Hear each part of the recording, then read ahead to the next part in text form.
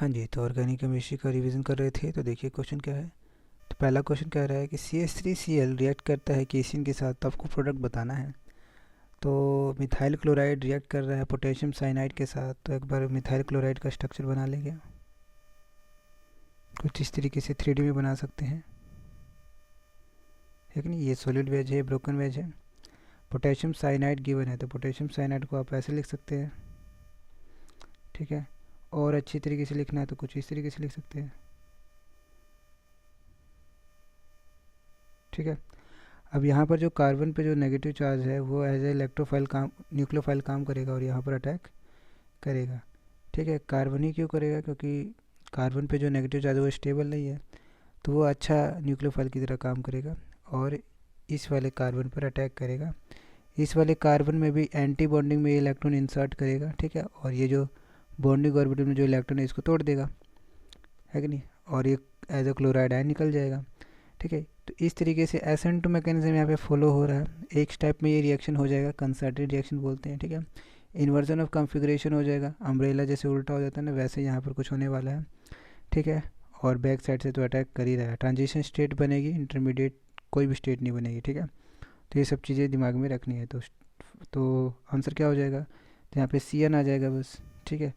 तो बचा क्या खाली, CH3CN आपका आंसर हो जाएगा, ठीक है। अब इसका नाम अगर कोई पूछे तो क्या बताओगे, 1 2 दो कार्बन है तो इथेन, ठीक है। नाइट्राइल यूज़ कर लेंगे साइनाइड के लिए, है कि नहीं। तो इथेन नाइट्राइल इसका नाम हो जाएगा। चलिए अगला देखिए। अगला क्वेश्चन है फिडल क्राफ्ट एल्काइलेशन से है बेसिकली, ठीक है। लेकिन यहाँ पर जो एल्काइलेशन किया गया है क्लोरो बेंजीन पर किया गया है, ठीक है। लेकिन यहाँ पे क्लोरीन भी 2 है, ठीक है। तो देखिए ज़रा किस तरीके से होगा। तो हमें ये बात पता चलती है या समझ में आती है कि फिडल क्राफ्ट एल्काइलेशन में सबसे पहले इलेक्ट्रोफाइल का फॉर्मेशन होता है।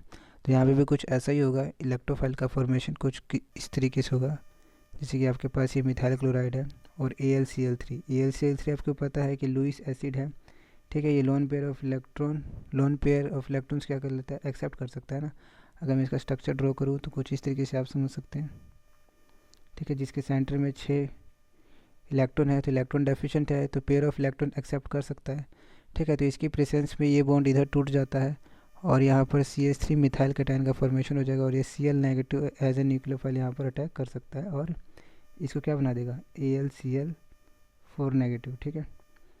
अब ये जो इलेक्ट्रोफाइल है ये हमारा काम का है, तो पहला स्टेप हो चुका ना इलेक्ट्रोफाइल का फॉर्मेशन। तो इस तरीके से इलेक्ट्रोफाइल का फॉर्मेशन यहाँ पर हो रहा है।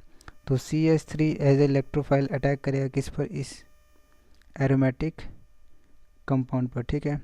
तो इलेक्ट्रॉन रिच साइट है यहाँ पर, तो आपको यहाँ पर अटैक इसका कराना है। अब अटैक कहाँ करेगा ये किस बात पर डिपेंड करेगा, जहाँ पे इलेक्ट्रॉन डेंसिटी ज़्यादा होगा, है कि नहीं। अब इलेक्ट्रॉन डेंसिटी ज़्यादा होगा ये कौन डिसाइड करेगा, तो इनकी वजह से डिसाइड होगा। हमें पता है कि क्लोरीन जो है एक ऑर्थो एंड पैरा डायरेक्टिंग है, ठीक है। ऑर्थो एंड पैरा पोजीशन पर बायोरोजेनेस आप देखेंगे तो ऑर्थो एंड पैरा पोजीशन पर इलेक्ट्रॉन डेंसिटी इंक्रीज करता है, ठीक है। तो अगर इसके रिस्पेक्ट में बात करें तो ये ऑर्थो हो जाएगा, ये भी ऑर्थो हो जाएगा और ये पैरा हो जाएगा, ठीक है। अगर हम दूसरे वाले क्लोरीन के रिस्पेक्ट में बात करें तो इसके रिस्पेक्ट में ये ऑर्थो हो जाएगा, ये भी ऑर्थो और ये आपका पैरा, ठीक है। तो अब जो इलेक्ट्रोफाइल आ रहा है इसको इलेक्ट्रॉन रिच साइड देखनी है, और कहाँ दिखेगी, तो इसको तो यहाँ पे भी दिख रहा है, यहाँ दिख रहा है, यहाँ दिख रहा है, यहाँ दिख रहा है, हर जगह दिख रहा है। तो अच्छा, इसमें 2 लोकेशन जो होंगी वो सेम रहेंगी, ठीक है। तो मैं दोनों से एक प्रोडक्ट बना लेता हूँ, फिर उसको एक बार देख लेते हैं कौन सा मेज़र होगा, ठीक है। तो ये आपका इस तरीके से सबस्ट्रेट समझ लीजिए, है कि नहीं। अच्छा, अगर आपका CH3 यहाँ आता है तो इसके रिस्पेक्ट में पैरा पोजीशन पर आया है, ठीक है। देखिए ऑर्थो एंड पैरा डायरेक्टिंग बोला है, तो ऑर्थो पे भी उतना ही इलेक्ट्रॉन है, पैरा पे भी उतना ही इलेक्ट्रॉन है, ठीक है। तो इलेक्ट्रॉन डेंसिटी की बात करें तो सेम ही रहेगा, ओके। अच्छा, दूसरा कंपाउंड ये बन सकता है आपका, या फिर ऐसे कह लीजिए कि ये बन सकता है, ठीक है। तो इसके रिस्पेक्ट में मैंने एक पैरा वाला प्रोडक्ट बनाया और इसके रिस्पेक्ट में मैंने एक ऑर्थो वाला प्रोडक्ट बनाया, ठीक है। तो इन दोनों में से मेजर कौन सा है यही आपको डिसाइड कर लेना और आपका आंसर हो जाएगा। तो ये मेजर प्रोडक्ट है, जो ये वाला बना है ये आपका क्या है, मेजर प्रोडक्ट है। क्यों, देखिए अब CH3 के पास तो दोनों चांसेस है, या तो ऑर्थो पे जाता है पैरा पे जाता है, ऑर्थो पैरा पे दोनों पे इलेक्ट्रॉन डेंसिटी क्या मिलेगी इसको, सेम मिलेगी, है कि नहीं।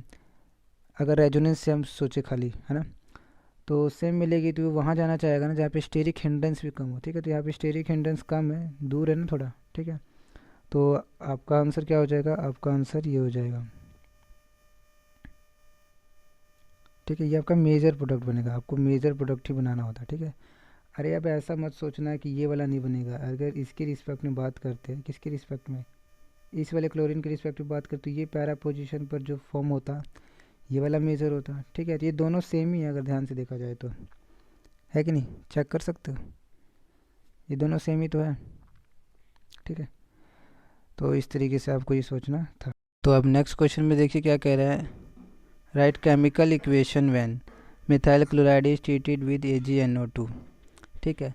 तो आपको तो अभी तो बताया था मिथाइल क्लोराइड क्या होता है, तो मिथाइल क्लोराइड तो ये होता है, ठीक है।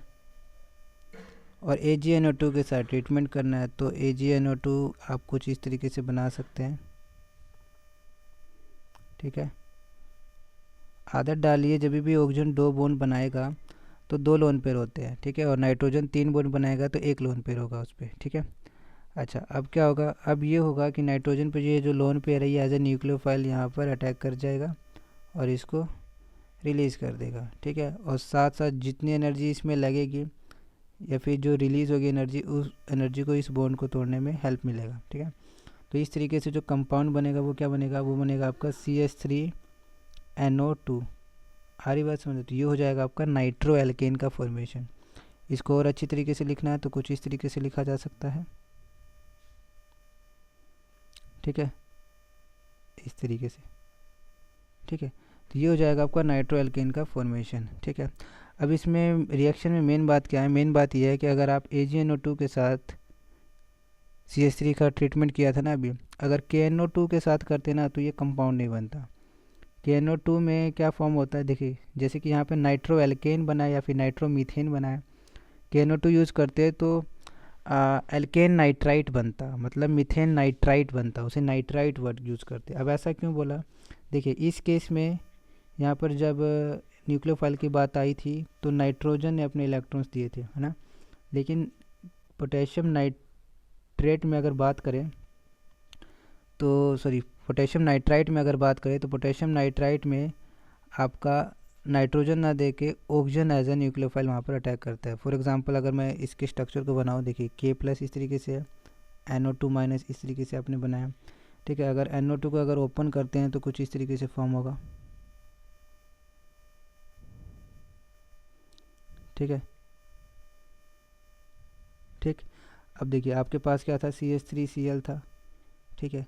तो यहाँ पर क्या होता है कि यहाँ पर जो पहले वाले केस में Ag और O के बीच में जो बॉन्ड होता है वो कोवलेंट बॉन्ड होता है, तो वो टूट नहीं पाता है, ठीक है। आपको पता है फजान रूल क्या कहता है, फजान रूल क्या कहता है कि कोई भी बॉन्ड कोवलेंट नहीं है, कोई भी बॉन्ड आयनिक नहीं है। आई बस में 100% कोई भी कोवलेंट नहीं है, कोई भी आयनिक नहीं है, बात आ रही समझ में, बीच का कोई चीज़ होता है, ठीक है। तो यही बात हम यहाँ पे समझ सकते हैं कि Ag और O के बीच में कोवलेंट करेक्टर कुछ ज़्यादा था, इसलिए वो बॉन्ड टूट नहीं रहा था। यहाँ पर क्या है, आयनिक बॉन्ड है, ठीक है, इलेक्ट्रोस्टैटिक फोर्स ऑफ अट्रैक्शन है जस्ट, ठीक है। तो ये फ्री रहेगा, अब ये फ्री रहेगा, कौन फ्री रहेगा, ये फ्री रहेगा, तो ये as a electrophile sorry nucleophile attack करता है इस पर और इसको रिलीज़ कर देगा। जब इसके साथ बॉन्ड बनेगा तो ये कुछ इस तरीके से बनेगा, ठीक है। और पहले वाले केस में क्या बना था, पहले वाले केस में CH3NO इस तरीके से फॉर्म हुआ था। तो यहाँ पर C और N के बीच में बॉन्ड था, यहाँ पर C और O के बीच में बॉन्ड है। जब C और O के बीच में बॉन्ड होगा तो उसे नाइट्राइट वर्ड यूज़ करेंगे हम लोग, नाइट्राइट है ये बेसिकली, ना कि नाइट्रो है। ये आपका नाइट्रो था, आ रही बात समझ में, तो ये दिमाग में रखना। पोटेशियम नाइट्रेट के केस में ऑक्सीजन पे जो इलेक्ट्रॉन होता है वो एज ए न्यूक्लियोफाइल की तरह काम न्यूक्लियोफाइल की तरह काम कर रहा है, लेकिन AgNO2 के केस में नाइट्रोजन करेगा न्यूक्लियोफाइल की तरह काम, ठीक है। अब आप ये सोच सकते थे कि जब AgNO2 आपने यूज़ किया था तो कुछ इस तरीके से था ना, तो यहाँ पर भी तो ऑक्सीजन फ्री है, यहाँ पर ये वाले इलेक्ट्रॉन भी तो एज ए न्यूक्लियोफाइल की तरह काम कर सकते थे। तो आंसर है नहीं, ठीक है ना, क्योंकि आपके पास देखिए ऑक्सीजन पे भी लोन पेयर है और नाइट्रोजन पे भी लोन पेयर है। नाइट्रोजन पे जो लोन पेयर है वो रिलेटिवली कम होल्ड कर पाएगा नाइट्रोजन उन इलेक्ट्रॉन्स को एज़ कम्पेयर टू ऑक्सीजन, क्योंकि ऑक्सीजन एक इलेक्ट्रोनेगेटिव एटम है तो वो अच्छी तरीके से होल्ड कर पाएगा, ठीक है, किसको, इलेक्ट्रॉन्स को। लेकिन नाइट्रोजन रिलेटिवली कम होल्ड कर पाएगा तो ये अच्छा न्यूक्लियोफाइल होगा, आराम से देने की कोशिश करेगा। अब आप सोचोगे कि KNO2 में जो ये बनाया था इस तरीके से, तो यहाँ पे भी तो यही बात कह सकते थे कि नाइट्रोजन इलेक्ट्रॉन दे देता। तो देखिए आपको ये समझ आना चाहिए कि जब इलेक्ट्रॉन देने की बात आती है तो सबसे पहले इलेक्ट्रॉन जाते हैं नेगेटिव वाले, देन उसके बाद लोन पेयर, उसके बाद पाई बॉन्ड, ठीक है। तो यहाँ पर क्या है, नेगेटिव चार्ज है ना, तो ये एज ए न्यूक्लियोफाइल अच्छा एक्ट करेगा, ठीक है। ये छोटी छोटी बातें आपको दिमाग में रखनी है। चलो ठीक है, अगला देखो क्या है, ब्रोमोबेंजीन इज ट्रीटेड विद, क्या लिया है, bromobenzene is treated with CH3COCl in the presence of anhydrous AlCl3, ठीक है। सभी फ्रीडल-क्राफ्ट वाली रिएक्शन है तो यहाँ पे फ्रीडल-क्राफ्ट एसाइलेशन है। तो बेंजीन, ब्रोमोबेंजीन, ब्रोमोबेंजीन क्या होता है आपका, ये होता है ब्रोमोबेंजीन। अब ब्रोमोबेंजीन आपने बनाया तो आपको पता है कि ऑर्थो एंड पैरा पोजीशन पे इलेक्ट्रॉन डेंसिटी इंक्रीज होगी, ठीक है। और CH3COCl है ना, तो ये आपका एसाइल क्लोराइड है। एनहाइड्रस AlCl3, तो आपको समझ आ रहा है ना कि फ्रीडल-क्राफ्ट एसाइलेशन है तो दोबारा से पहले क्या होगा, इलेक्ट्रोफाइल का फॉर्मेशन होगा। तो ये बॉन्ड इधर चला जाएगा और ये जो Cl नेगेटिव आएगा वो इसको देगा, तो ये क्या बन जाएगा, AlCl4 नेगेटिव, ठीक है। तो यहाँ पर पॉजिटिव क्रिएट हो जाएगा, तो उसको मैं बना लेता हूँ, क्या बन जाएगा, CH3C डबल बॉन्ड O+, ठीक है। अब इस मॉलिक्यूल को एक बार दोबारा से बना लेते हैं जो मैंने अभी जनरेट किया है as a electrophile, CH3C double bond O+, ठीक है। अब ये थोड़ा इस तरीके से एग्जिस्ट करता है, ठीक है। हमें पता है कि यहाँ पर ऑक्सीजन पे लोन पेयर है, ये इसको इलेक्ट्रॉन दे देगा, तो CH3C ट्रिपल बॉन्ड O+, एक लोन पेयर, ठीक है। तो इस तरीके से ये एग्जिस्ट करता है इलेक्ट्रोफाइल, ठीक है। तो ये स्टेबलाइज्ड होता है, ठीक है, स्टेबलाइज हो जाता है। देख रहे हो सबके ऑक्टेट कंप्लीट, यहाँ पे इसका भी ऑक्टेट कंप्लीट है, इसका भी ऑक्टेट कंप्लीट है। ये मत सोचना कि ऑक्सीजन पे पॉजिटिव चार्ज आ गया। देखिए ऑक्सीजन पे पॉजिटिव चार्ज आना या ना आना, उससे बेहतर जो फैक्टर है वो कौन सा है कि सबका ऑक्टेट कंप्लीट होना चाहिए, ठीक है। बेशक ऑक्सीजन पर पॉजिटिव चार्ज आ जाए, अगर ऑक्टेट कंप्लीट है तो भी वो स्टेबल होगा, ठीक है। ये दिमाग में रखना, ठीक है। तो हमें तो ये बात पता है ना कि ये तो हमने रेजोनेटिव स्ट्रक्चर बना लिया, जो भी कुछ किया है कि नहीं, लेकिन अटैक तो यही करेगा एज ए इलेक्ट्रोफाइल। ये अटैक करेगा किस किस पोजीशन पे करेगा, अच्छा ये ब्रोमीन था ना, ठीक है। या तो ये यहाँ कर सकता है या तो ये यहाँ कर सकता है। हमें पता है कि ऑर्थो पैरा डायरेक्टिंग होते हैं ये ब्रोमोबेंजीन जो भी है आपका, ब्रोमीन क्या है, ऑर्थो एंड पैरा डायरेक्टिंग, या तो यहाँ आएगा या तो यहाँ आएगा। तो हमें पता है स्टेरिक हिंड्रेंस की वजह से ये यहाँ आना पसंद करेगा, ठीक है। तो कंपाउंड क्या बनेगा, कंपाउंड बनेगा Br, बेंजीन बना लिया, पैरा पोजीशन पे C डबल बॉन्ड OCH3, ठीक है। अच्छा एक और बात दिमाग में रखना है कि ये जो आपका CH3C डबल बॉन्ड O+ था वही तो अटैक किया ना यहाँ पे, ठीक है, एक बार। अच्छा इसका नाम होता है एसाइलिनियम आयन, एसाइलिनियम आयन, ठीक है। तो एज ए इलेक्ट्रोफाइल यहाँ पे एसाइलिनियम आयन है और ये आपका ये फॉर्म हो जाएगा, ठीक है। तो इस तरीके से आप इसको बना सकते थे। चलिए थैंक यू।